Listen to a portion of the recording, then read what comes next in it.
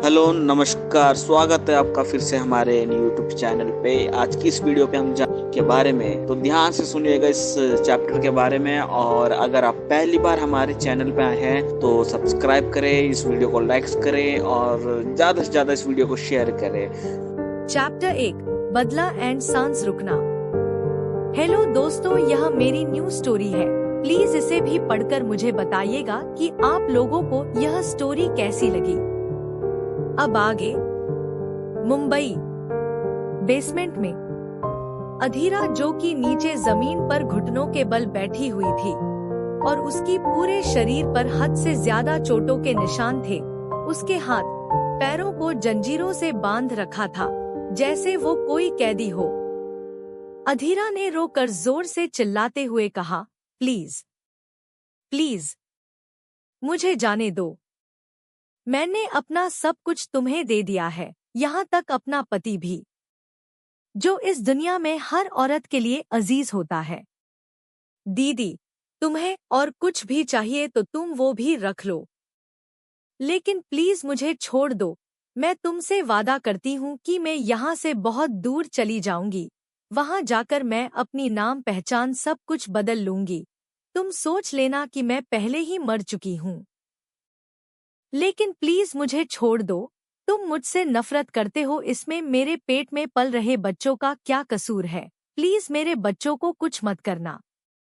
इतना बोलकर अधीरा ने जंजीरों में बंधे हुए अपने दोनों हाथ लावण्या के सामने जोड़ लिए। अधीरा की बात सुनकर लावण्या ने जोर से हंसते हुए कहा, क्या तुझे लगता है कि मैं तेरे पेट के अंदर पल रहे इन कमीनी बच्चों को जिंदा छोड़ दूंगी? इतना बोलकर लावण्या भी अपने पैरों के बल अधीरा के सामने बैठ गई।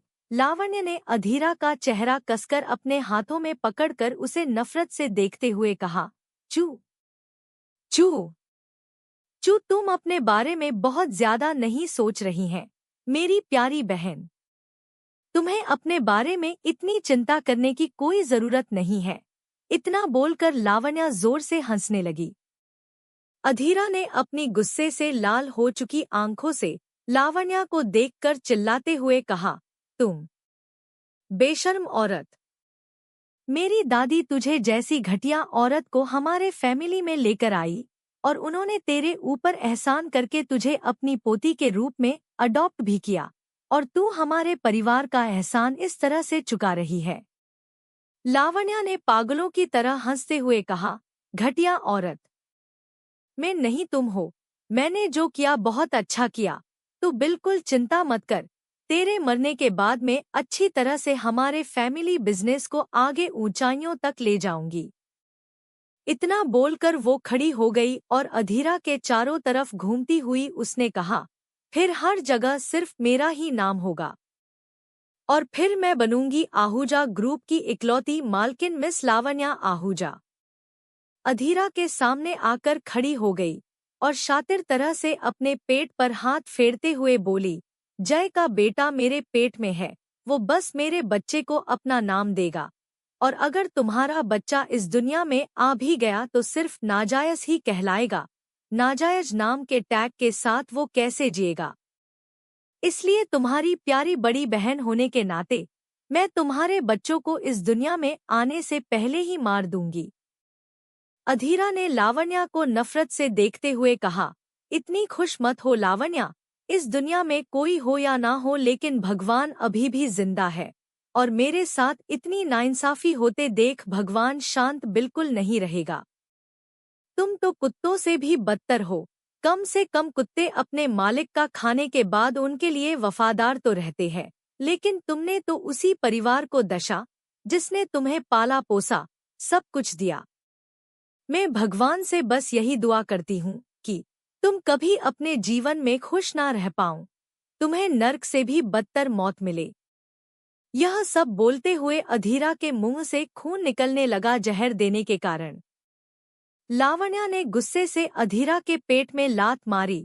वो कुछ बोलती उससे पहले ही उसे कुछ लोगों के कदमों की आवाज सुनाई दी, जो इसी तरह आ रहे थे, जिसे सुनकर उसने जल्दी से पास में पड़े हुए चाकू उठाकर अपने कंधे पर वार किया और जोर जोर से मदद के लिए चिल्लाने लगी।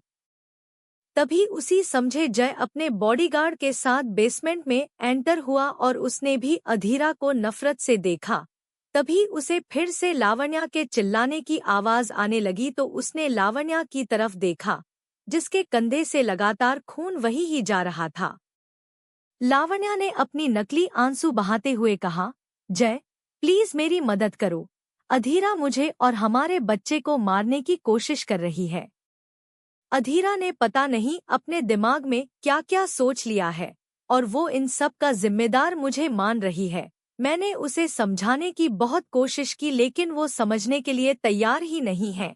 उसने बस एक ही बात की रट लगा ली है, जो भी हालत मेरी आज है उसकी जिम्मेदार सिर्फ मैं हूँ।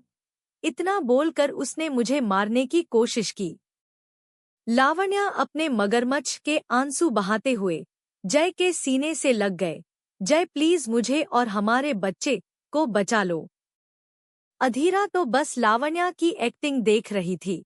उसे यह भी अच्छे तरीके से पता था कि जय को कमजोर लड़कियां बहुत ज्यादा पसंद थी और ऐसी कमजोर लड़कियों के लिए हमेशा से उसके दिल में सॉफ्ट कॉर्नर था।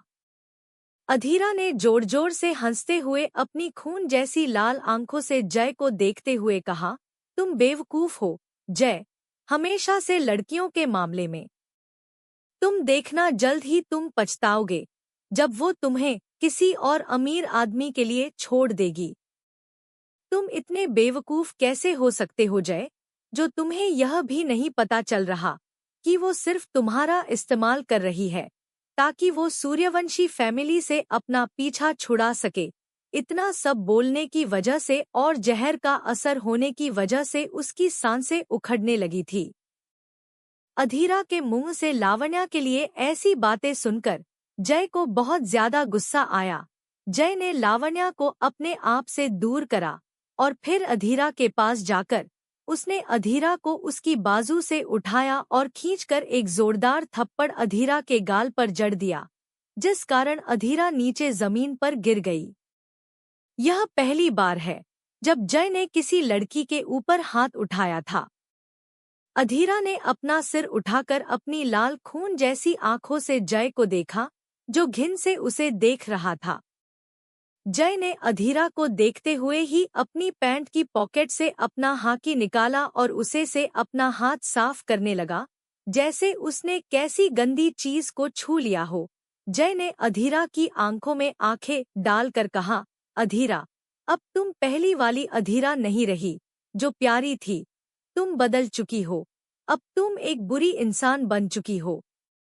इतना बोलकर जय लावण्या की साइड चला गया, जो वॉल का सहारा लेकर खड़ी हुई थी। जय के ऐसे अधीरा को थापड़ मरने से उसे बहुत खुशी मिली। जब जय उसकी साइड चलकर आ रहा था, जो लावण्या ने फिर से अपनी एक्टिंग स्टार्ट कर दी। इधर अधीरा की सांसें धीरे धीरे थमने लगी थी।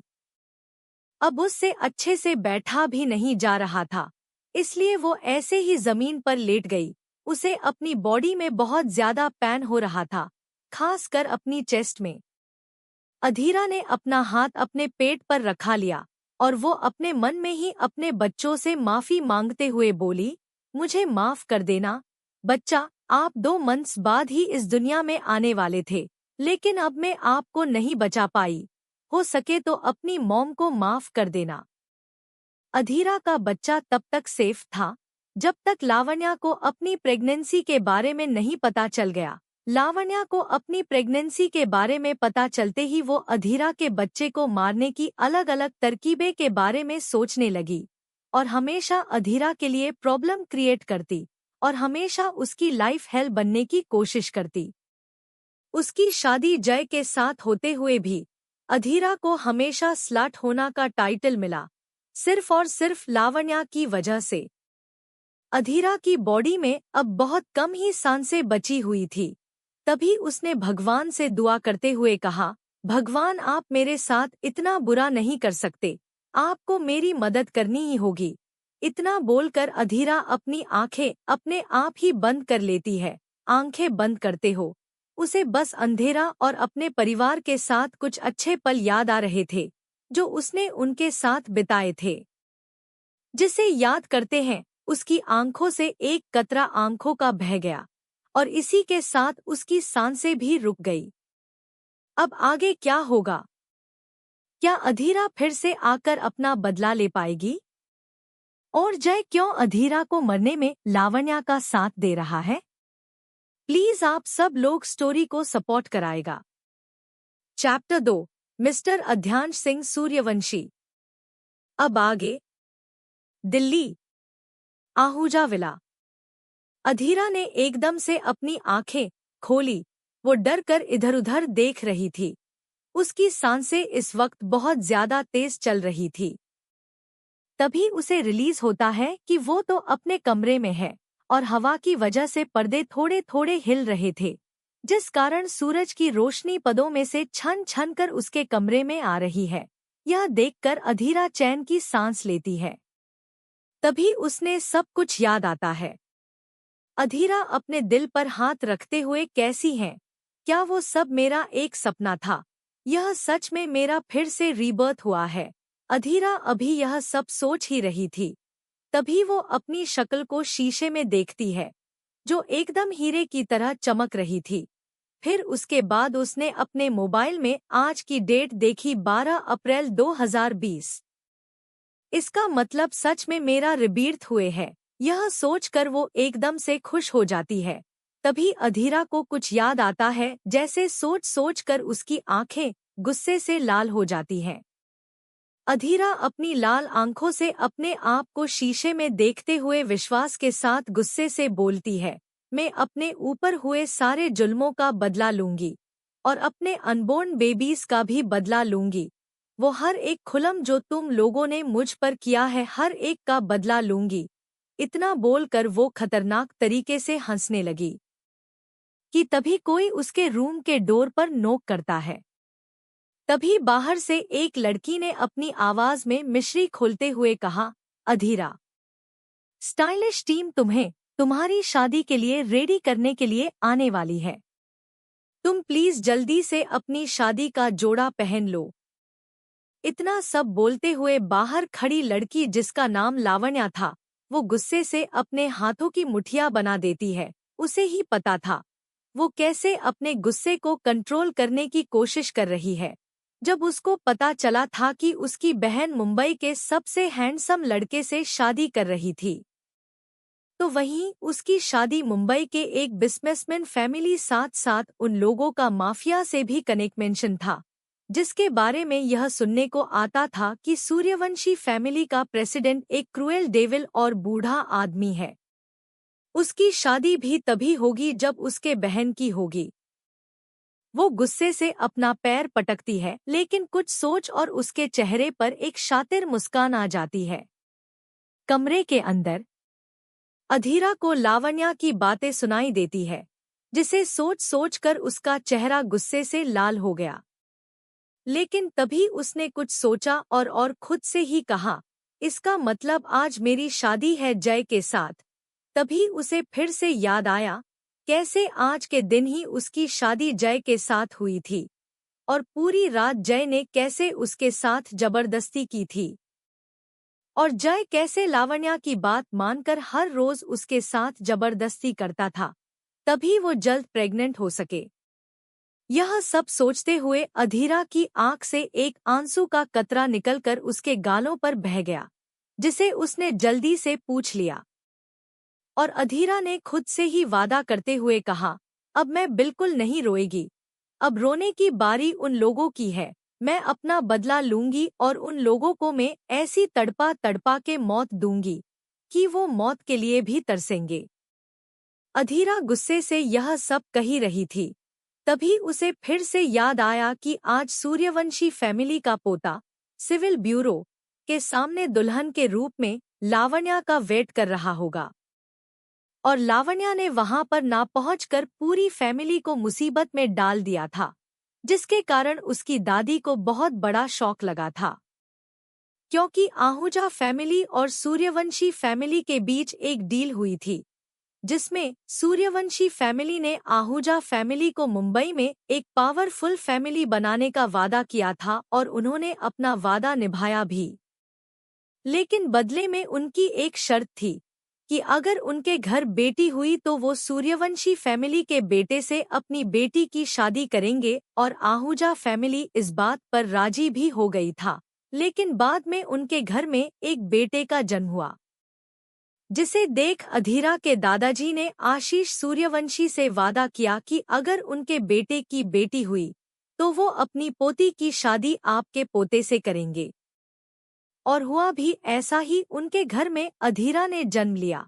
लेकिन अधीरा को जय से प्यार हो जाता है। जब इस बात का पता सूर्यवंशी फैमिली को पता चलता है तो उन्हें इस बात पर बहुत ज्यादा गुस्सा आता है और वो गुस्से में आकर आहूजा फैमिली को धमकी भी देते हैं कि वो उनकी सारी रेपुटेशन मिट्टी में मिला देंगे। इसलिए आहूजा फैमिली ने अनाथ आश्रम में से एक लड़की लावण्या को गोद ले लिया था और फिर आहूजा फैमिली ने सूर्यवंशी फैमिली को जैसे मर्जी समझा बुझाकर लावण्या की शादी मिस्टर आशीष सिंह सूर्यवंशी के पोते मिस्टर अध्यांश सिंह सूर्यवंशी से करना का वादा कर दिया था। लेकिन पिछले हफ्ते यह रयूमर फैल गए थे कि सूर्यवंशी फैमिली का हेड एक क्रूएल डेविल और बूढ़ा आदमी है और इस दुनिया में उसके हाथ इतने लोगों के खून से रंगे हैं कि कोई गिन भी नहीं सकता है। उसके बारे में सुनने के बाद लावण्या 3 दिनों तक अपने रूम से बाहर ही नहीं निकली थी। लेकिन इस बार अधीरा ने फैसला कर लिया था कि वो इस बार इस धरती पर सबसे ज्यादा पावरफुल एंड रूथलेस पर्सन से शादी करेगी और उसकी पावर का यूज कर कर वो सारे अपने दुश्मनों को धूल चाटा कर उनसे अपना बदला लगी। इतना सब बोलते हुए वो अपनी चेयर से खड़ी होकर वॉशरूम के अंदर चली गई। थोड़ी देर में अधीरा वॉशरूम से नहाकर बाहर आई और उसने सैंडल के साथ एक रेड कलर की सिंपल साड़ी पहन ली। अधीरा अपने मॉम डैड का मिक्सचर थी। अधीरा की मॉम बहुत सुंदर थी, इसलिए जब वो दुनिया की भीड़ में खड़ी होती थी तो सबसे अलग दिखती थी। चैप्टर 3 शादी। अब आगे। अधीरा अपने मॉम डैड का मिक्सचर थी। अधीरा की मॉम बहुत सुंदर थी, इसलिए जब वो दुनिया की भीड़ में खड़ी होती थी तो सबसे अलग दिखती थी। तभी उसे याद आता है कि कैसे उसने 2 साल पहले मॉडलिंग में डेब्यू कर लिया था, लेकिन बाद में लावण्या ने उसके सपने को तोड़ दिया और उसकी जगह मॉडलिंग में ले ली। इस बात पर बहुत रोई थी, लेकिन तब भी लावण्या को किसी को कुछ नहीं कहा। अधीरा बचपन से ही काफी ज्यादा स्मार्ट और इंटेलिजेंट होने के कारण उसने मेडिसिन्स के बारे में स्टडी किया और एक यंगेस्ट सर्जन बन गई।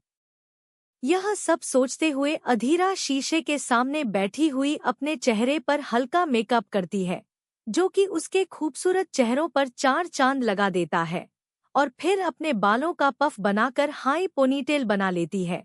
सब करने के बाद वो मुस्कुराते हुए अपने चेहरे को शीशे में देखती है और फिर जल्दी से अपने सारे इम्पोर्टेंट डॉक्यूमेंट्स अपने बैग में भर लेती है। इतना सब करने के बाद अधीरा ने एक चैन की सांस ली। आराम से अपने रूम का डोर ओपन करके वो जैसे ही बाहर जाने वाली होती है, उससे पहले ही उसे किसी के कदमों की आवाज सुनाई देती है, जिसे सुन वो झट से दरवाजा बंद कर लेती है। थोड़ी देर अपने कमरे में इधर-उधर के चक्कर काटने के बाद अधीरा फिर डोर के पास आकर उससे कान लगाकर बाहर से कोई आवाज आ रही है कि नहीं उससे सुनने लगती है। जब उसे लगता है कि बाहर किसी के कदमों की आवाज नहीं आ रही तो वो आराम से दरवाजा खोलती है और इधर उधर देखकर आराम से पीछे वाले रास्ते से निकलकर गैराज के अंदर चली जाती है और अपने लिए सिंपल सी कार चूज करती है। अपने पिछले जन्म में भी वो सिंपल कार ही चलाया करती थी, क्योंकि वो नहीं चाहती कि हॉस्पिटल में उसे लोग एक अमीर बाप की बिगड़ैल लड़की के रूप में जाने। वो जल्दी से कार में बैठकर मैरिज ब्यूरो के लिए निकल जाती है। लगभग 30 बाद ही वो मैरिज ब्यूरो के सामने खड़ी थी। वो लगभग टाइम से वहां पहुंच गई थी। कार से निकालकर अधीरा देखती है वहां पर पहले से ही 5 लग्जरियस कार की लाइन लगी हुई थी, जिसे देख अधीरा समझ जाती है कि यही सूर्यवंशी फैमिली का बेटा मिस्टर अध्यांश सिंह सूर्यवंशी होगा। अधीरा जल्दी से 3 कार की तरफ जाती है, लेकिन वो कार के करीब पहुंच पाती उससे पहले ही 2 बॉडीगार्ड ने उसका रास्ता रोक लिया। अधीरा ने बिल्कुल शांत लेकिन अपनी प्यारी सी आवाज में कहा, मुझे मिस्टर सूर्यवंशी से मिलना है। इतना बोलकर अधीरा उन लोगों को साइड हटाने लगी, लेकिन बॉडीगार्ड ने अधीरा को फिर से रोकते हुए कहा, सॉरी मिस, आप बॉस से नहीं मिल सकती हैं। अधीरा को भी गुस्सा आने लगा था, इसलिए उसने गुस्से से कहा, अपने बॉस से कहिए कि उनसे अधीरा आहूजा मिलने आई है। लेकिन वो बॉडीगार्ड टस से मस नहीं हुए और वैसे ही खड़े रहे। तभी पीछे से उन सबको किसी की भारी आवाज सुनाई दी, क्या हो रहा है यहाँ पर? सबने उस तरफ देखा तो वहां पर अध्यांश खड़ा था, लेकिन अधीरा के सामने बॉडीगार्ड खड़े होने के कारण वो अधीरा को साफ नजर नहीं आ रहा था। अध्यांश को देखकर बॉडीगार्ड बिना कुछ बोले तुरंत अपना सिर झुकाकर साइड में खड़े हो गए। अब अधीरा अध्यांश को बिल्कुल साफ देख पा रही थी। अध्यांश को देखकर अधीरा उसको देखती ही रह गई। गोरा रंग, उम्र 25 साल, height 6 foot 4 inch, 8 pack abs, चौड़ा सीना, डार्क ब्लैक आइज, काले घने बाल, शार्प जॉलाइन, जिस पर उसका एरोगेंट लुक बिल्कुल कहर ढह रहा था। सूर्यवंशी परिवार का लाडला बेटा और एक टॉप बिजनेसमैन के साथ माफिया जिसके आगे सभी को अपना सिर झुकाना पड़ता हो। अधीरा तो बस अध्यांश को देखकर उसमें ही खो गई। उससे होश तक आया जब उसके कानों में अध्यांश की गुस्से से भरी आवाज पड़ी, yes, who the hell are you? Adhyansh की ऐसी बात सुनकर अधीरा को बहुत गुस्सा आया और उसने गुस्से से अपने हाथों की मुठ्ठियां बना ली। लेकिन उसे पता था यहाँ पर गुस्से से काम नहीं चलेगा, क्योंकि जरूरत उसे थी।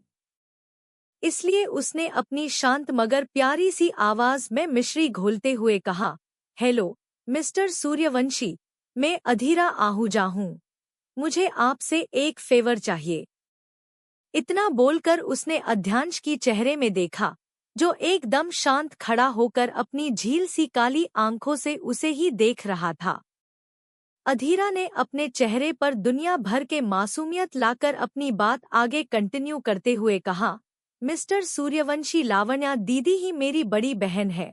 पहले आपके और मेरे दादाजी ने हमारी ही शादी तय करी थी, लेकिन फिर बाद में कुछ प्रॉब्लम के कारण आपकी शादी लावण्या दीदी से फिक्स हो गई।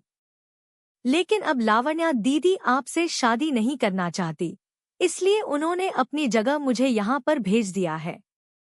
अध्यांश, जो इतनी देर से अधीरा के चेहरे को घूर कर देखते हुए उसकी बातें सुन रहा था, 2 मिनट तक कुछ सोचकर उसके चेहरे पर मिस्टीरियस स्माइल आ गई और उसने अधीरा से अपनी गहरी आवाज में पूछा, चाहे जो मर्जी हो, लेकिन मेरी शादी तो बाद में तुम्हारी बहन से ही फिक्स हो गई थी, और अब अगर मैं अपनी फैमिली के खिलाफ जाकर तुमसे शादी कर लूं तो इसमें मेरा क्या फायदा?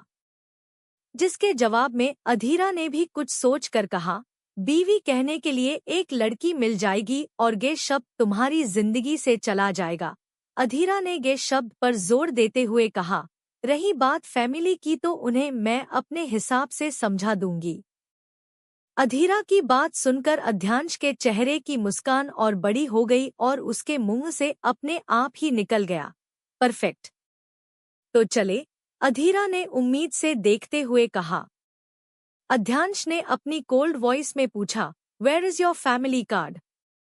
अध्यांश की बात सुनकर उसके पास में खड़ा हुआ उसका असिस्टेंट कशिश थोड़ा हैरान हो गया। क्या आपको मेरा फैमिली कार्ड क्यों चाहिए?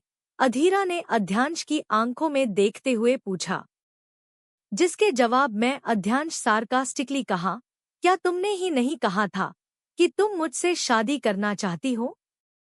क्या तुम इतनी जल्दी अपनी बात से मुकर रही हो? अधीरा जल्दी से अपना सिर न में हिलाने लगी और उसने जल्दी से अपने बैग में से अपना फैमिली कार्ड निकालकर अध्यांश के हाथ में रख दिया। अध्यांश ने कुछ नहीं कहा और मैरिज ब्यूरो की तरफ चल पड़ा। यह देखकर अधीरा ने अपना मुंह बना लिया और वो भी अध्यांश के पीछे मैरिज ब्यूरो के अंदर चली गई। वहां पर लॉयर ने अच्छे से पेपर वर्क किया और दोनों को सिग्नेचर करने को कहा। दोनों ने बारी बारी से सिग्नेचर कर दिए और फिर अध्यक्ष ने अधीरा की मांग में सिंदूर भरा और उसके गले में मंगलसूत्र पहनाया और फिर दोनों फोटो खिंचवाने के लिए चले गए। वो दोनों एक दूसरे से बहुत दूर खड़े थे, इसलिए फोटोग्राफर ने उन दोनों को पास आने को कहा। अध्यक्ष अधीरा के थोड़ा पास आ गया, लेकिन यह देखकर अधीरा को थोड़ी अनकंफर्टेबल फील होने लगी, इसलिए वो अध्यक्ष से थोड़ी दूर खड़ी हो गई। यह देखकर अध्यक्ष को गुस्सा आ गया और उसने अधीरा की कमर पकड़कर उसे अपने से चिपका लिया। लेकिन अध्यक्ष के ऐसे करने से अधीरा उसे सरप्राइज होकर देखने लगी, लेकिन अध्यक्ष उसे ही बड़े इंटेंसली घूर रहा था। यह देखकर अधीरा थोड़ी जेब गई और सामने की तरफ देखने लगी। फोटोग्राफर ने जल्दी से उनकी एक प्यारी सी फोटो क्लिक कर दी। थोड़ी देर में वो फोटो उनके मैरिज सर्टिफिकेट में लग चुकी थी। लॉयर ने मुस्कुराकर दोनों को कॉन्ग्रेचुलेशन विश किया और दोनों के हाथ में एक से एक मैरिज सर्टिफिकेट की कॉपी पकड़ा दी। दोनों मैरिज ब्यूरो से बाहर निकले और अध्यक्ष तेज तेज कदम रखते हुए अपनी कार में जाकर बैठ गया। अधीरा ने यह देखकर मुंह बनाया और वो भी कार के पास चली गई। अध्यक्ष के असिस्टेंट कशिश ने अधीरा के लिए डोर ओपन किया। अधीरा अध्यक्ष के पास जाकर बैठ गई। थोड़ी देर में सारी कार चल पड़ी। अधीरा ने एक नज़र अध्यक्ष को देखा, जो लैपटॉप पर नजर टिकाए हुए अपनी काम कर रहा था। यह देखकर अधीरा का फिर से मुंह बन गया। अधीरा भी अध्यक्ष को इग्नोर करके विंडो से बाहर देने लगी। कार में बस लैपटॉप पर टाइपिंग करने की आवाज आ रही थी। तभी उस आवाज को भी तोड़ते हुए फोन बजने की आवाज पूरे कार में आने लगी। चैप्टर 4 शादी करके गलती। अब आगे। मुंबई। कार में अधीरा ने उस तरफ देखा तो अध्यक्ष का फोन बज रहा था। अध्यक्ष ने फोन निकाल कर देखा तो उस पर अनुकुना जी, अधीरा की दादी, का नेम फ्लैश हो रहा था। अध्यक्ष ने कॉल उठा ली और बोला, हेलो दादी, आप कैसी हैं?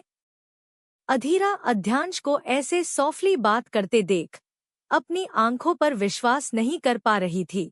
वो तो सोच ही नहीं सकते थी कि यह खड़ूस डेविल किसी इंसान से इतने प्यार से भी बात कर सकता है। अधीरा ने अपने मन में सोचते हुए कहा, कहीं इस डेविल के दो चेहरे तो नहीं हैं। अधीरा भी सोच रही थी, तभी उसके कानों में फिर से अध्यक्ष की आवाज पड़ी, जो उसकी दादी से कह रहा था, हाँ, मैं बिल्कुल ठीक हूँ, आप मेरी इतनी फिक्र मत किया करो। दूसरी तरफ से अनुकुना जी ने कहा, बेटा मुझे तुम्हारी चिंता हो जाती है। अच्छा यह बताओ तुम्हारी शादी हो गई? अध्यक्ष ने फिर से सॉफ्टली बोला, लेकिन उसका चेहरा अभी भी एक्सप्रेशन लेस था। हाँ, मेरी शादी अच्छे से अधीरा से हो चुका हूँ। आपको तो पता है कि मैं बचपन से ही उसे प्यार करता हूँ। आप टेंशन मत लीजिए, मैं जल्दी आपके पास आऊंगा। जिसके जवाब में दूसरी तरफ से अनुकुना जी ने कहा, अध्यक्ष जरा मेरी अधीरा से एक बार बात करवाना। हाँ, मैं फोन अधीरा को दे रहा हूँ। अध्यक्ष ने अधीरा की तरह अपना फोन बढ़ाते हुए कहा। अध्यक्ष को प्यार से उसकी दादी से बात करते देख अधीरा को भी दादी की याद आ गई। कैसे पिछले जन्म में वो उन लोगों की वजह से अपनी दादी से नहीं मिल पाई थी, कैसे लावण्या ने उसकी दादी को मार डाला था।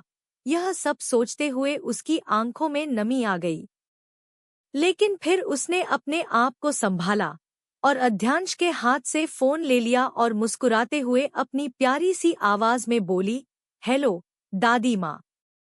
उधर दूसरी तरफ से अनुकुना जी ने अधीरा की बात को इग्नोर करके थोड़ी सख्त आवाज में पूछा, अधीरा यह सब क्या है, तुम्हें पता है ना? अध्यक्ष की शादी बाद में लावण्या से फिक्स हो चुकी थी और तुम्हारी शादी तुम्हारे प्यारे प्रेमी जयदत्त के साथ। अनुकुना जी की बात सुनकर अधीरा ने तब भी शांति से और अपनी प्यारी आवाज में जवाब दिया, दादी माँ, मेरा पहले से ही अध्यांश के साथ अफेयर चल रहा था और ऐसे में मेरा किसी और से शादी करना सही बात नहीं होती। और अगर ऐसे में अध्यांश के बच्चे के साथ प्रेग्नेंट हो जाती तो फिर क्या होता? यह तो लावण्या दीदी के साथ नाइंसाफी होती ना। अधीरा की बात सुनकर अनुकुना जी भी सोच में पड़ गई और अध्यांश वो तो आंखें फाड़ कर अधीरा को घूर रहा था। अनुकुना जी ने कुछ सोचकर और कहा, तुम बात तो सही कह रहे हो, लेकिन अब बेचारे लावण्या और जय का क्या होगा? जिसके जवाब में अधीरा ने कुछ सोचने की एक्टिंग करते हुए कहा, दादी माँ, हम एक काम कर सकते हैं, क्यों ना हम लावण्या दीदी की शादी जय से करवा दे। आप प्लीज जय के घरवालों से बात कीजिए ना इस बारे में। जिसके जवाब में अनुराधा जी ने कुछ सोचकर कहा, तुम लोग घर जाओ और हम इस बारे में घर पर फैसला करेंगे। इस प्रॉब्लम से निकलने के लिए अध्यांश को वह भी अपने साथ घर लेकर आना। अधीरा ने अपना सिर हिलाते हुए बोली, ठीक है दादी माँ, मैं अध्यांश के साथ घर आ रही हूँ, लेकिन आपसे एक रिक्वेस्ट है कि जब तक हम घर नहीं आ जाते तब तक आप प्लीज इस शादी को सीक्रेट ही रखिए। अनुकुना जी ने हाँ में सिर हिलाया और फिर कॉल काट कर दिया। अधीरा ने अध्यांश को उसका फोन लौटा दिया और अध्यांश अपने ड्राइवर को देखते हुए बोला, कार आहूजा विला लेकर चलो। कार में फिर से खामोशी पसर गई। तभी उस खामोशी को तोड़ते हुए कशिश ने कहा, बॉस, अभी तक आपने मैम के वेडिंग रिंग नहीं पहनाई है। बॉस, मुझे लगता है कि आपको मैम के लिए रिंग खरीदनी चाहिए। इतना बोलकर कशिश ने अपने बॉस को आगे मिरर में से देखा तो उसे ही खा जाने वाली नजरों से देख रहा था, जिसे देखकर कशिश को समझने में देर नहीं लगी कि उसने कुछ ज्यादा ही बोल दिया है। इसलिए कशिश ने जल्दी से अपना सिर नीचे झुका लिया और बोला, सॉरी बॉस। अध्यांश ने कशिश को घूरते हुए कहा, कशिश, मुझे लगता है तुम्हें अपनी नौकरी प्यारी नहीं है जो तुम मुझसे इस टोन में बात कर रही हूँ। नहीं बॉस, मैं बस आपको बता रहा था, कशिश ने अपने माथे का पसीना पोंछते हुए कहा। अध्यांश ने फिर से कशिश को अपनी जानलेवा नजरों से घूमते हुए कहा, तुम्हें मुझे बताने की कोई जरूरत नहीं है। तुम्हारे लिए ही अच्छा होगा अगर तुम मेरा बॉस बनने की कोशिश ना करो तो। सॉरी बॉस, गलती हो गई, माफ कर दीजिए। कशिश ने अपना सिर नीचे झुकाकर अपने धीमी आवाज में कहा। अधीरा भी यह सब देख रही थी और उसने अध्यांश का ऐसा बिहेवियर देखकर अपना मुंह बना लिया। अधीरा ने अपने मन में सोचते हुए बोली, कहीं मैंने अध्यांश से शादी करके बहुत गलती तो नहीं कर दी। पूरे रास्ते अधीरा यही सब सोचती रही और रास्ता कब बीत गया उसे पता ही नहीं चला। अध्यांश की पांचों कार आहूजा विला के अंदर आकर रुकी। कशिश जल्दी से कार से बाहर निकला और उसने अपने बॉस के लिए डोर ओपन किया। अध्यांश कार से बाहर निकल गया और एक बॉडीगार्ड ने आकर जल्दी से अध्यांश के ऊपर अम्ब्रेला कर दिया ताकि उसके बॉस को धूप ना लगे। Chapter 5 Ahuja mention. अब आगे। मुंबई। आहूजा मेंशन। अध्यांश कार से बाहर निकल गया और एक बॉडीगार्ड ने आकर जल्दी से अध्यांश के ऊपर अम्ब्रेला कर दिया ताकि उसके बॉस को धूप ना लगे। फिर कशिश ने जाकर अपनी न्यू मैडम के लिए गेट खोला। अधीरा तो अध्यांश को इग्नोर करके घर के अंदर जाने लगी। यह देखा कर अध्यांश सार्कास्टिकली मुस्कराया और अपने लंबे लंबे कदम रखते हुए जल्दी से अधीरा के पास पहुंच गया और एकदम से उसने अधीरा की कमर पकड़ी और अपने पास खींच लिया। अधीरा अध्यांश के ऐसे रिएक्शन से हैरान थी और वो हैरानी से अध्यांश को घूरने लगी। इसके जवाब में अध्यांश ने धीरे से अधीरा के कान में कहा, wifey, don't look at me like this otherwise my mood will change. Adhyansh की बात सुनकर अधीरा कंफ्यूज हो गए और कंफ्यूज नजरों से अध्यांश को देखने लगी, जिसे समझकर अध्यांश ने सार्कास्टिकली कहा, we haven't had our first night yet. जिन समझकर अधीरा गुस्से से अध्यांश को घूरने लगी और अध्यांश की पकड़ से अपने आप को छुड़ने लगी। लेकिन अध्यांश ने उसे नहीं छोड़ा और उसे अपने सीने से चिपका लिया और फिर अधीरा से धीरे से बोला, वाइफी अब हम लोग शादीशुदा है, तो तुम्हें नहीं लगता कि हमें अंदर एक साथ चलना चाहिए? अध्यांश के बात सुनकर अधीरा कुछ सोचने लगी और उसने गहरी सांस लेकर अपना सिर हाँ में हिला दिया। जैसे ही वो घर के अंदर एंटर हुए, सभी लोग हाल में बैठे हुए थे और सभी लोग उन दोनों को पैनी नजरों से घूर कर देखने लगे। सबके ऐसे घूरने से अधीरा थोड़ा अनकंफर्टेबल फील कर रही थी, जिसे देखकर अध्यांश की पकड़ अधीरा की कमर पर और टाइट हो गई और अध्यांश उन सभी लोगों को अपनी जानलेवा नजरों से घूमने लगा। उस लिविंग हॉल में इस वक्त अधीरा की दादी लावण्या और जय के साथ उनके मॉम डैड भी थे। अध्यांश अपने साथ अधीरा को लिविंग रूम के अंदर लेकर आया और अनुकुना जी के सामने खड़ा हो गया। अनुकुना जी उन दोनों को अपनी शांत नजरों से देख रही थी, लेकिन जय गुस्से में अधीरा की तरफ बढ़ा और उसने जैसे ही अधीरा के चेहरे पर थप्पड़ मारने के लिए अपना हाथ उठाया, वैसे ही अध्यांश ने बीच में ही जय का हाथ टाइट से पकड़ लिया। यह देखकर अधीरा को अपनी पुरानी जिंदगी की याद आ गई कि कैसे जय उसके ऊपर हाथ उठाया करता था। यह सोच सोचकर अधीरा बहुत ज्यादा डर गए। अध्यांश ने जब देखा कि अधीरा डर रही है, तो उसने अधीरा को अपने पीछे छुपा लिया और अधीरा ने भी टाइट से अध्यांश के कोट पकड़ लिया।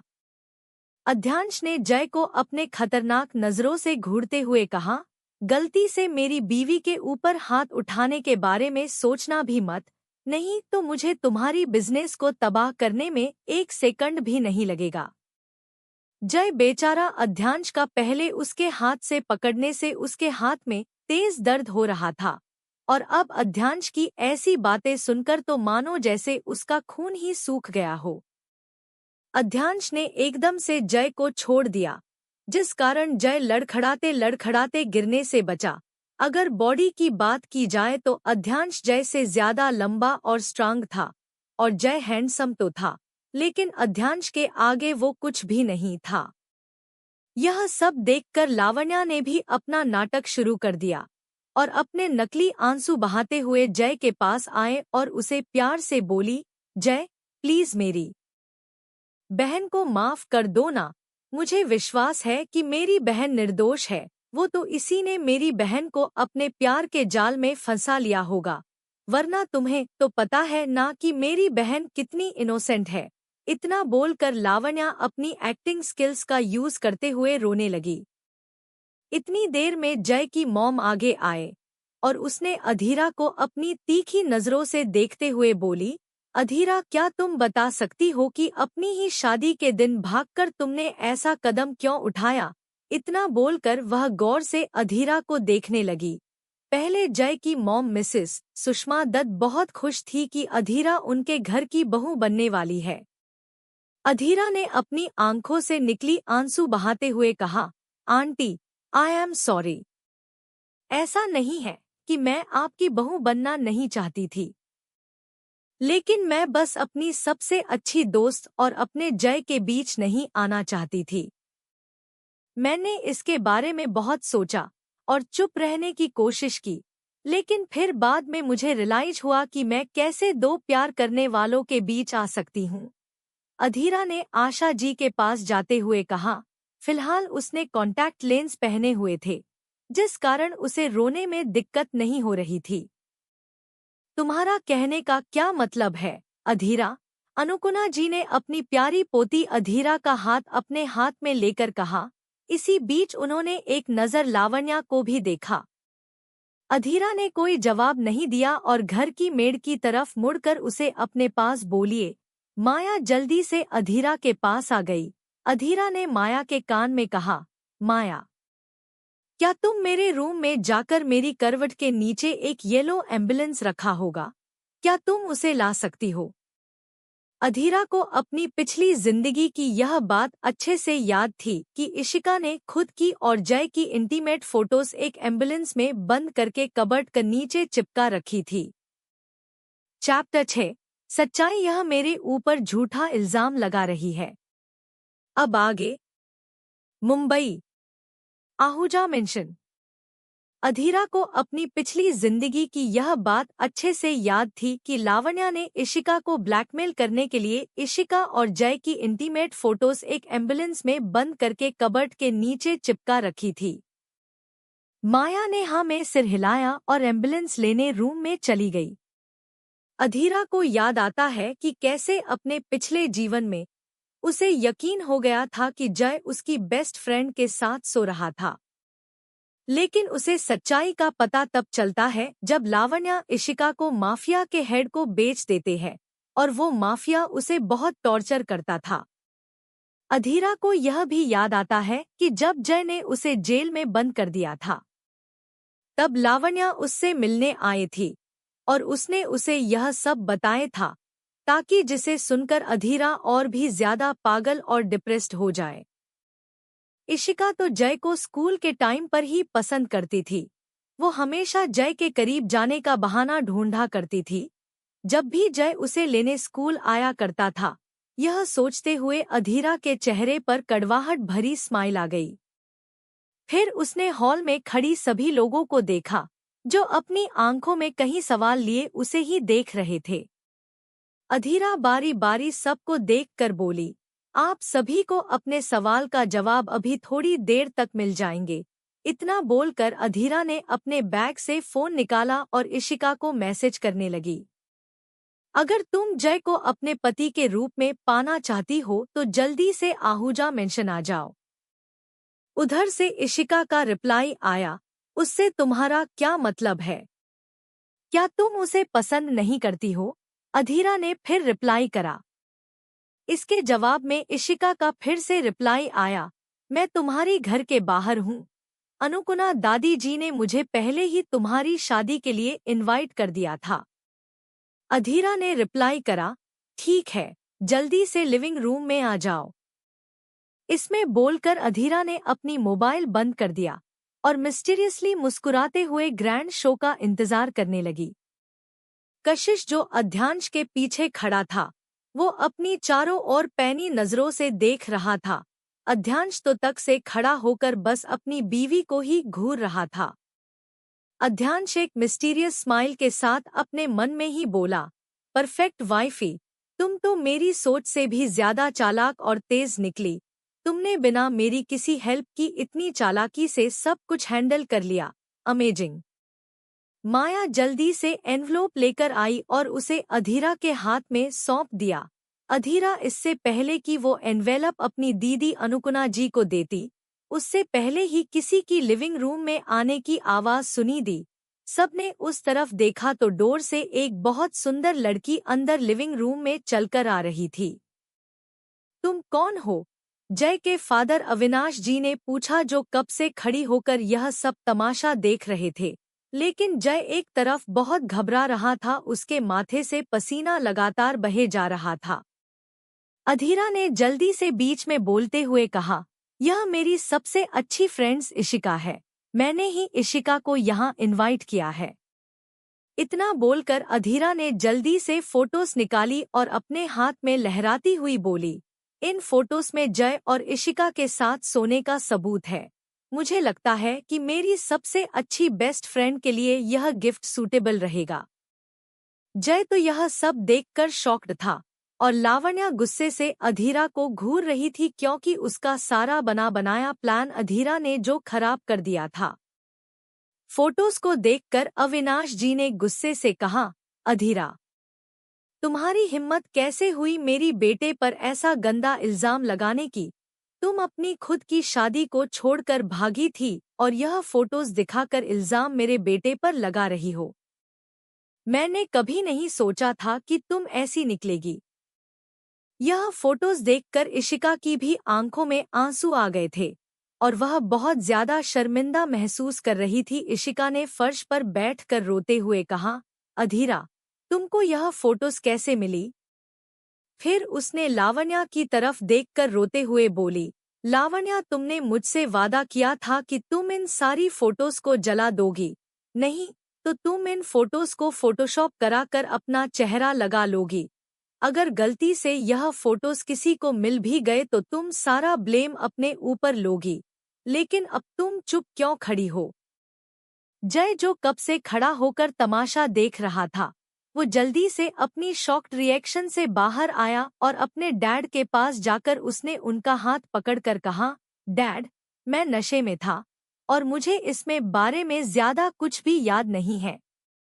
अगली सुबह मेरे साथ इशिका रूम में सोई हुई थी।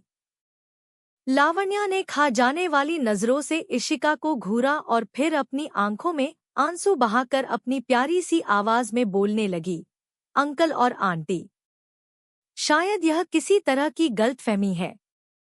जय ऐसा घटिया काम कभी कर ही नहीं सकते हैं। शायद यह लड़की ने जानबूझकर जय को फंसाया होगा और उसके बिस्तर तक पहुंच गई होगी, और अब देखे यह मेरे ऊपर झूठा इल्जाम लगा रही है।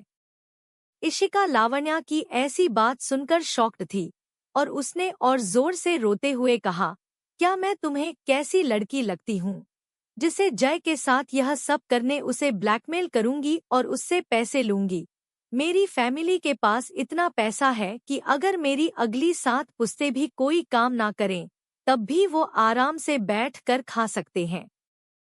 फिर इशिका ने गुस्से से चिल्लाते हुए कहा, लावण्या, क्या तुम वह नहीं थी जो मेरे पास भीख मांगते हुए मदद के लिए आई थी? तुम सारा इल्जाम मेरे ऊपर क्यों लगा रही हो? अपनी गलती भी तो एक्सेप्ट करो। लावण्य ने अपना नाटक जारी रखकर सुबकते हुए बोली, मेरी गलती ही क्या है और मैं उस गलती को क्यों एक्सेप्ट करूं जो मैंने की ही नहीं? अधीरा, जो इतनी देर से यह सब देख रही थी, उसे लावण्या की बात सुनकर कोई हैरानी नहीं हुई, क्योंकि उसे पहले से ही पता था उसके रणनीतियों के बारे में। Chapter 7, pregnant. अब आगे। मुंबई। आहूजा मेंशन। अधीरा, जो इतनी देर से यह सब देख रही थी, उसे लावण्या की बात सुनकर कोई हैरानी नहीं हुई, क्योंकि उसे पहले से ही पता था उसके रणनीतियों के बारे में कि वह कितनी शातिर है। इशिका गुस्से से लावण्या से बोली, मुझे तुम्हारी बात पर विश्वास नहीं हो रहा है। उस रात तुमने अपने हाथ जोड़कर मुझे से विनती की थी, सिर्फ तुम्हारी वजह से मैंने अपनी वर्जिनिटी भी खो दी थी, और अब तुम सबको बता रही हो कि मैं जय के बिस्तर तक खुद अपनी मर्जी से जाना चाहती थी। क्या सच में तुम्हें मैं इतनी घटिया दिखती हूँ? इशिका ने पागलों की तरह चिल्लाते हुए कहा। अधीरा ने एक गिलास पानी का उठाया और पीने लगी और सोफे पर बैठकर अपने सामने चल रहे शो को मजे से देखने लगी। ज्यादा नहीं तो कम से कम वो लावण्या का ऐसे पीला पड़ा हुआ चेहरा देखकर ही खुश थी। कशिश ने धीरे से अपने बॉस से पूछो, जो सोफे के पास खड़ा होकर अधीरा को ही देख रहा था, बॉस, क्या मुझे मिस्टर मनीष को बुलाना चाहिए ताकि वो अपनी बेटी की प्रॉब्लम को सॉल्व कर सके? कशिश के बात सुनकर अध्यांश ने अपने कोल्ड वॉइस में कहा, नहीं, उसकी कोई जरूरत नहीं है, बस कुछ क्लिप रिकॉर्ड करें और मिस्टर मनीष को उनकी बेटी की ह्यूमिलिएशन के बारे में कैप्शन में लिख कर सेंड कर दो, और मुझे भी बताना उनकी बेटी कैरेक्टरलेस होती जा रही है। यह बोलकर उसने अधीरा को देखा, जो अभी भी अपने सामने चल रहे शो को देखकर एंजॉय कर रही थी। कशिश अपने बॉस का आर्डर सुनकर जल्दी से काम पर लग गया। वो जल्दी से फोन में इशिका की ह्यूमिलिएशन और उसके ऊपर लग गए चार्टलेस के इल्जाम और दूसरे सीन्स को रिकॉर्ड करने लगा।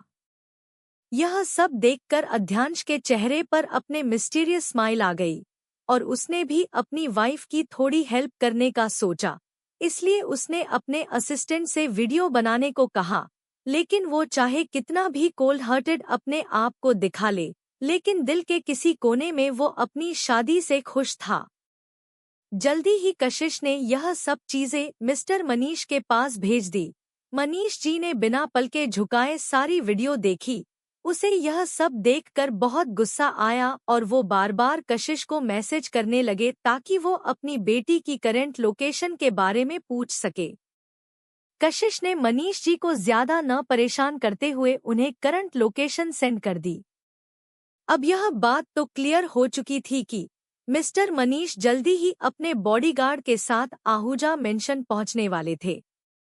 अभी मुश्किल से 15 मिनट ही बीते होंगे कि घर के बाहर बहुत सारे कार रुकने की आवाज आई और मिस्टर मनीष अपने कुछ बॉडीगार्ड के साथ घर के अंदर एंटर हुए।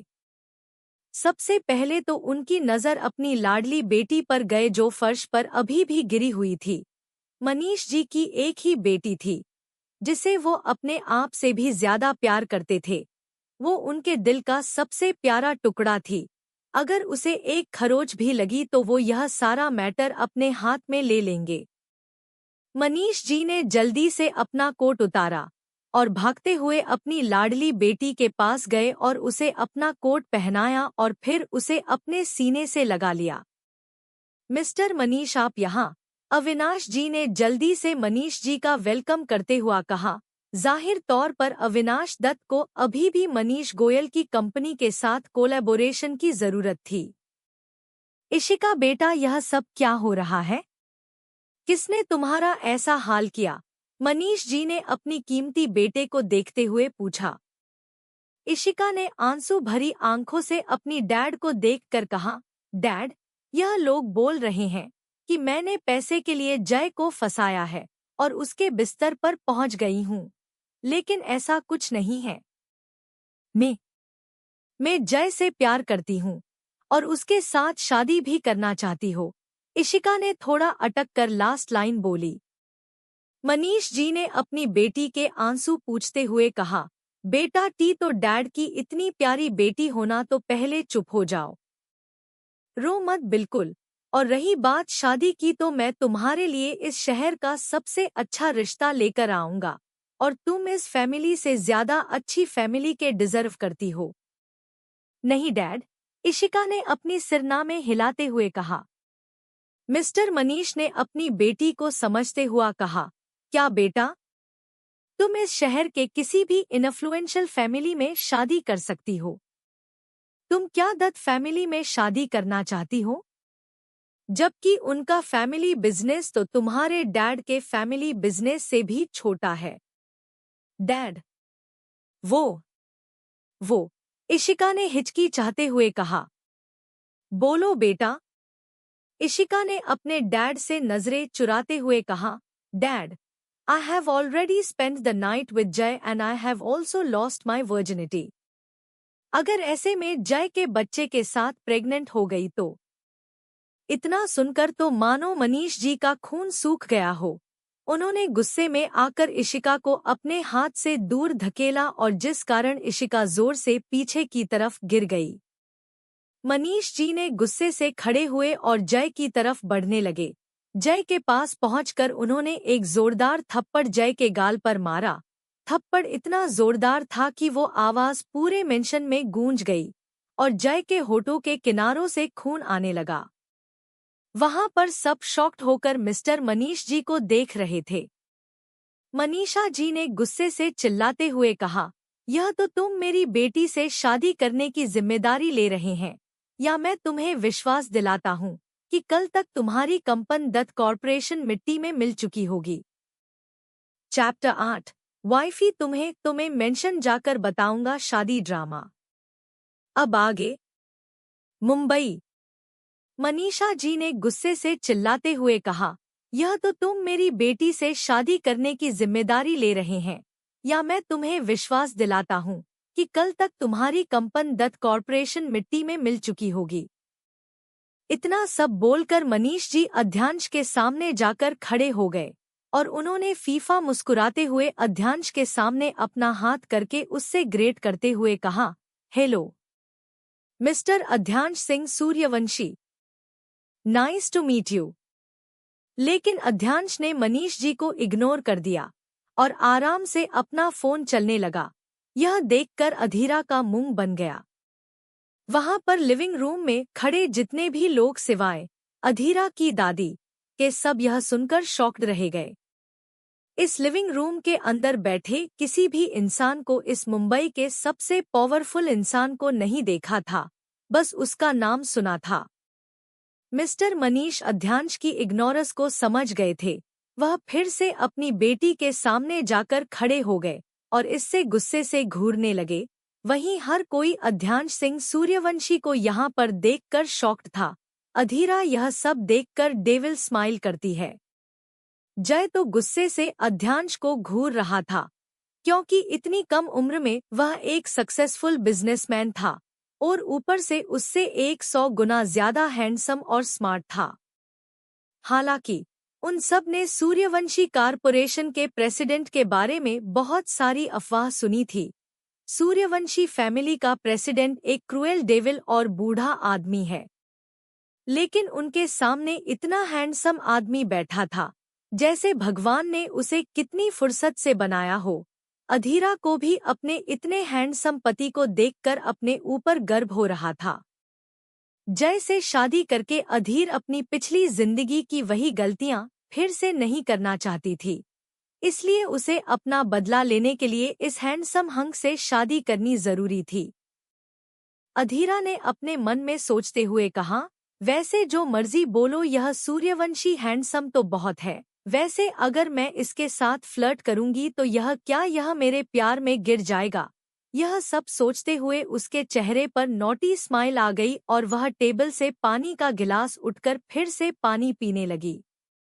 वहीं अध्यांश ने अधीरा की वह स्माइल देख ली थी और उसके मन में क्या चल रहा है वह यह भी समझ गया था। अध्यांश अपने मन में डेविल स्माइल करके बोला, वाइफी तुम्हें मेंशन जाकर बताऊंगा, अभी फिलहाल मैं तुम्हारी थोड़ी और मदद कर देता हूँ।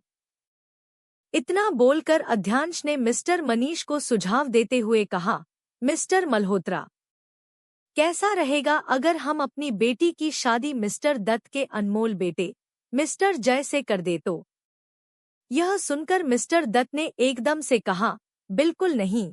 यह सुनकर सब उन्हें घूरने लगे, तो मिस्टर दत्त ने अपनी बात संभालते हुए कहा, अधीरा बेटा, तुमने कहा था ना कि तुम जय से शादी करोगी, और वैसे भी तुम दोनों की पहले ही सगाई हो चुकी है।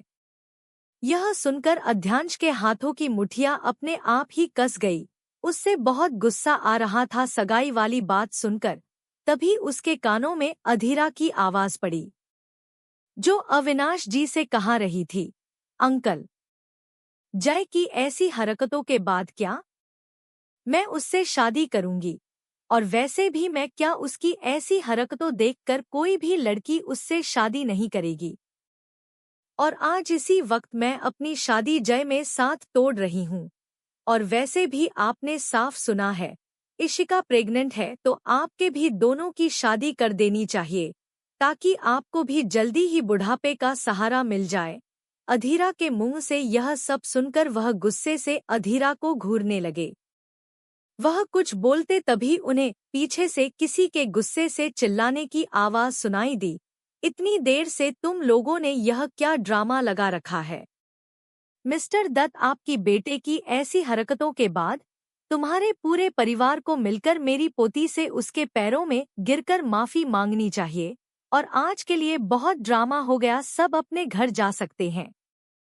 इतना बोलकर उसने अधीरा और अध्यांश को देखा और उससे बोली, तुम दोनों अभी मेरे साथ मेरे रूम में चलो।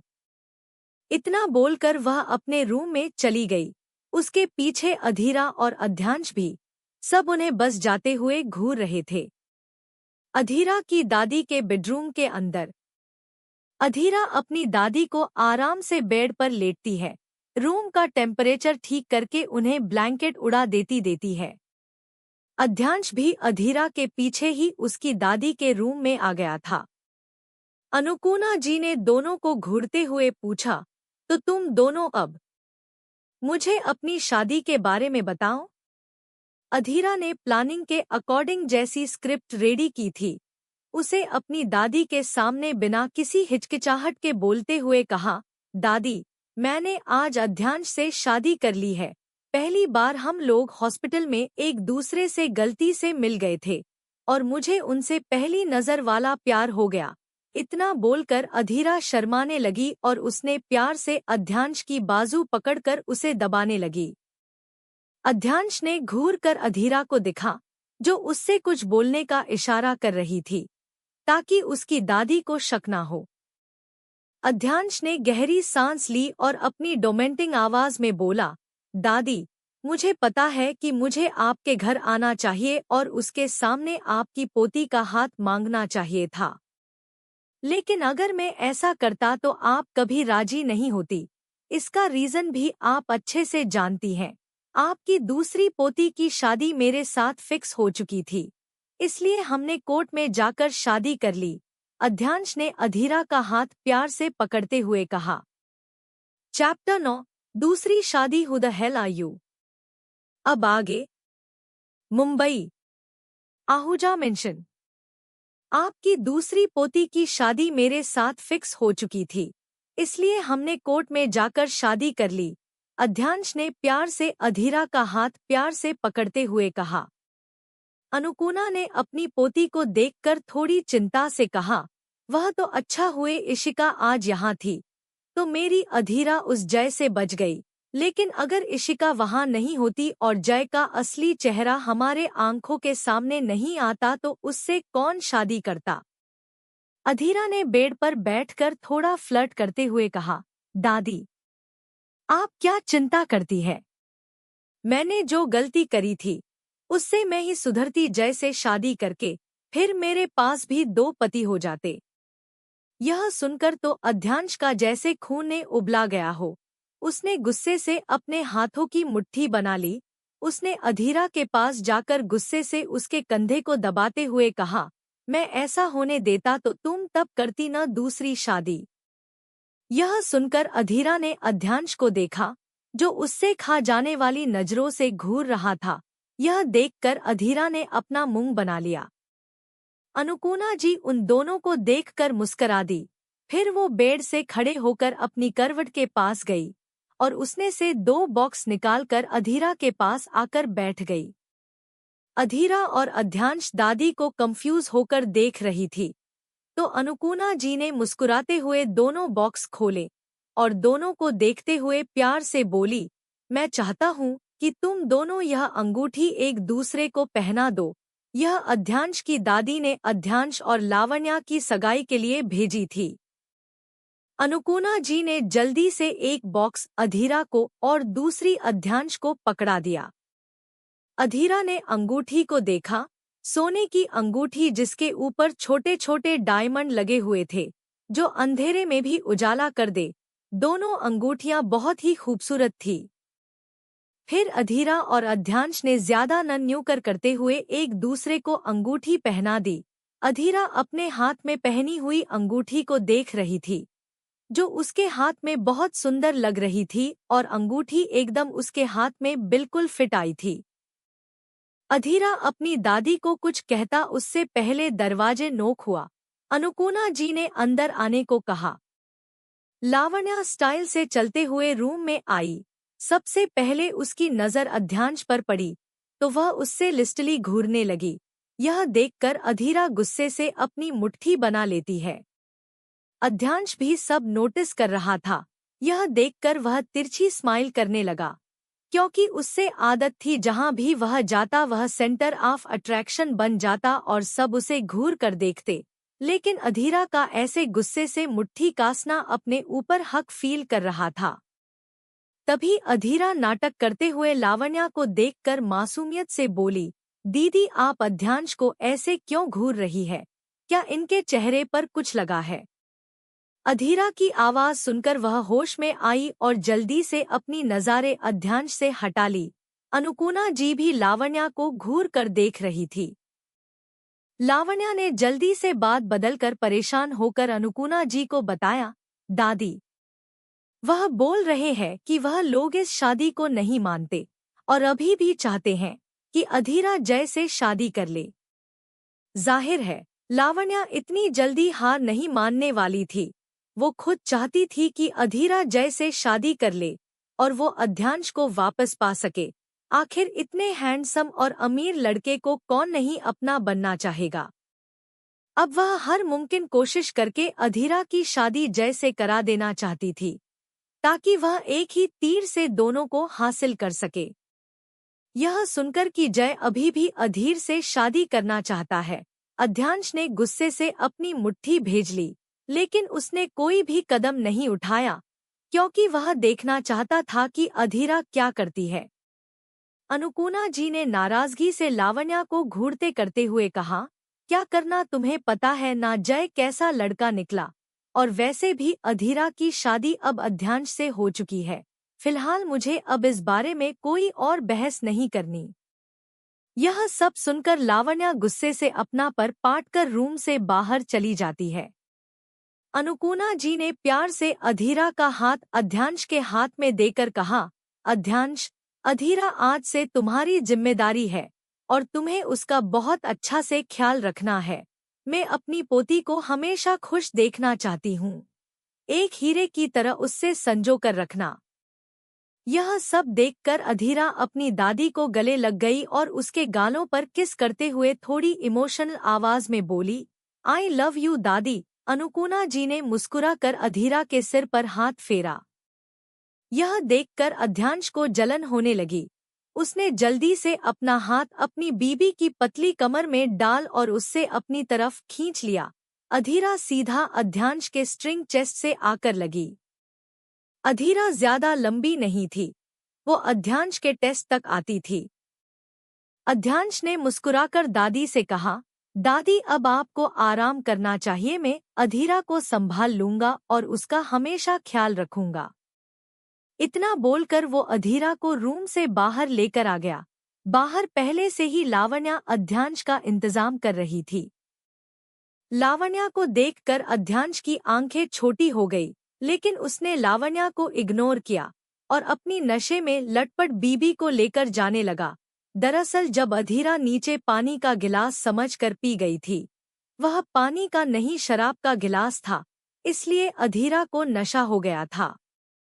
लावण्या ने देखा अध्यांश उससे इग्नोर करके जा रहा है तो उसने जल्दी से अध्यांश को आवाज दी, अध्यांश, मुझे मैरिज।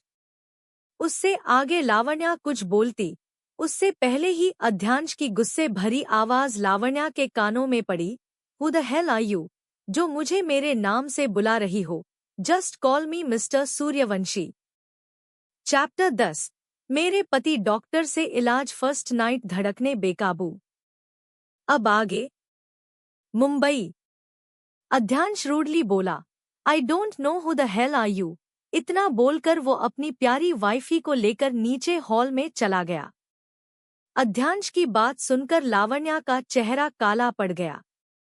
लावण्या गुस्से से बोली, यह आदमी खुद को समझता क्या है, तुम भी जल्दी ही मेरी मुट्ठी में होगी। फिर तुमसे अच्छे से अपनी बेइज्जती का बदला लूंगी। इतना बोलकर वो फिर से अध्यान के पीछे पीछे नीचे हॉल में चली गई।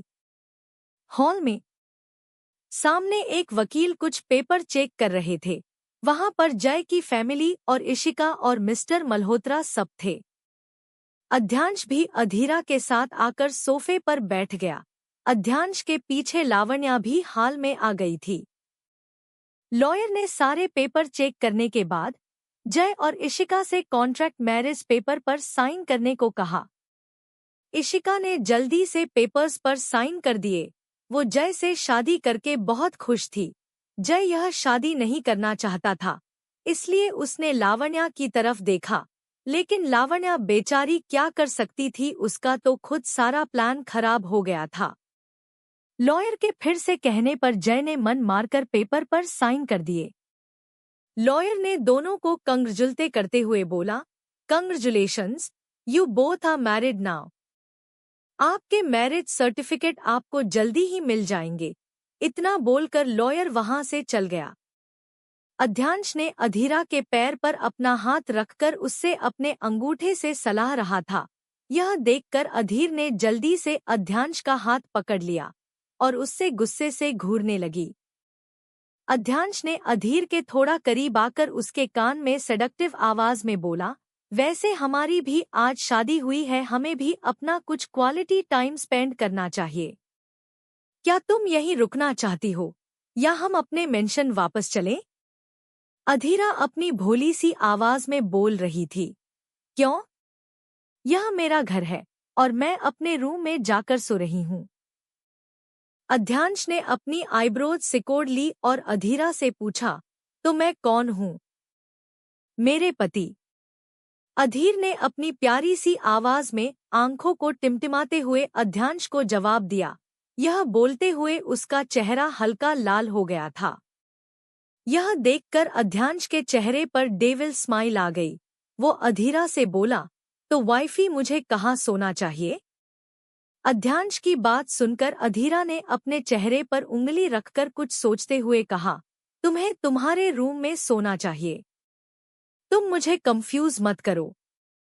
अध्यांश ने एक गहरी सांस ली और अधीरा को अपने गोद में उठाते हुए बोला, चलो, अभी तुम नशे में हो। तुम्हें मैं मेंशन जाकर बताऊंगा। 1 घंटे बाद सूर्यवंशी मेंशन, जो इस भीड़ बहर वाले इलाके से बहुत ही दूर एक शांत सी जगह में बना हुआ था। सूर्यवंशी मेंशन बहुत ही बड़ा और प्यार था, जिसे अध्यांश ने बाहर से आर्किटेक्ट बुलवाकर इटालियन में डिजाइन करवाया था, और गार्डन भी बहुत अच्छे से डिजाइन किया हुआ था। जैसे ही कार मेंशन के अंदर गेट के सामने आकर रुकी, अध्यांश ने अधीरा को देखा, जो उसके कंधे पर अपना सर रखकर सो रही थी। यह देखकर अध्यांश ने एक गहरी सांस ली। कशिश ने जल्दी से आकर अपने बॉस के लिए कार का दरवाजा खोला और अपने बॉस से पूछा, बॉस, क्या आप चाहते हैं कि मैं अंदर से किसी को बुला दूं ताकि वह मैडम को अंदर ले जा सके? क्योंकि अध्यांश हमेशा लड़कियों से दूर रहता था, इसलिए कशिश ने ऐसा बोला था। लेकिन उसे क्या पता था, यह बात सुनकर उसका बॉस उसे गुस्से से घूमने लगेगा। अध्यांश ने कशिश को घूरते हुए अपने दांत पीसकर जवाब दिया, लगता है तुम्हें अपनी नौकरी प्यारी नहीं है। यह सुनकर कशिश ने अपना सिर झुका लिया। अध्यांश कार से बाहर निकला और उसने अधीरा को अपनी गोद में उठ लिया और मेंशन के अंदर चला गया। कशिश ने भी कार के अंदर से अपने बॉस का सारा सामान लिया और जल्दी से मेंशन के अंदर उसके पीछा चला गया। कशिश फिर से अध्यांश के पीछे आते हुए बोला, बॉस, क्या आप चाहते हैं कि मैं बटलर को मैडम के लिए दूसरा रूम रेडी करने को बोलूं? अध्यांश, जो सेकंड फ्लोर पर सीढ़ियां चढ़कर अपने रूम में जा रहा था, वह बीच में ही रुक गया। अध्यांश ने बिना पीछे मुड़े कशिश से कहा, कशिश, मुझे लगता है कि तुम्हें डॉक्टर के पास जाकर अपने दिमाग का इलाज करवाना चाहिए। इतना बोलकर वह तेजी के साथ अपने रूम में चला गया। कशिश तो अभी भी शॉक्ड खड़ा था। उसे डॉक्टर से इलाज की क्या जरूरत थी? उसका दिमाग बिल्कुल ठीक था। वह तो उसने इसलिए कहा था क्योंकि उसका बॉस किसी को भी अपने रूम में कदम तक रखना नहीं देता। यह सब बोलने के लिए वह खुद को ही अब दोष दे रहा था। रूम में अध्यांश ने जैसे ही अधीरा को बेड पर लिटाया, अधीरा को अचानक बहुत भारीपन फील होने लगा और उसने एकदम से अध्यांश के ऊपर वोमिट कर दी। यह देखकर अध्यांश ने गुस्से से अधीरा को देखा, जो नशे में इधर-उधर झूल रही थी। अध्यांश ने अपना सिर पकड़ लिया। उसने सबसे पहले अधीरा को बेड पर लेटाया, फिर वॉशरूम में जाकर अपने गंदे कपड़े उतरे और जल्दी से उसने शॉवर लिया। अध्यांश ने जल्द से एक लोअर और सिंपल टी शर्ट पहनी और अधीरा के पास आया, जो आराम से ऐसे ही वॉमिट वाले कपड़ों में सो रही थी।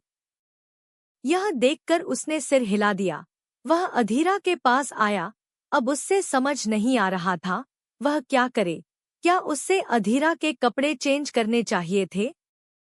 क्योंकि वह उसे ऐसे वोमिट वाले कपड़ों में तो सोने नहीं दे सकता था। उसके कपड़े चेंज करना सही होगा। अध्यांश ने बहुत देर सोचा और खुद से ही बोला, आखिर हमारी शादी हुई है तो मैं अपनी बीबी के कपड़े क्या नहीं चेंज कर सकता। फाइनली अधीरा के पास जाकर उसमें उसे हल्का सा ऊपर उठाया। उसकी साड़ी के पिन खोलकर उसने उसकी साड़ी धीरे धीरे उतार दे। अब अधीरा सिर्फ ब्लाउज और पेटकोट में अध्यांश के सामने लेटी हुई थी। यह देखकर अध्यांश की धड़कनें बहुत ज्यादा तेज हो गई।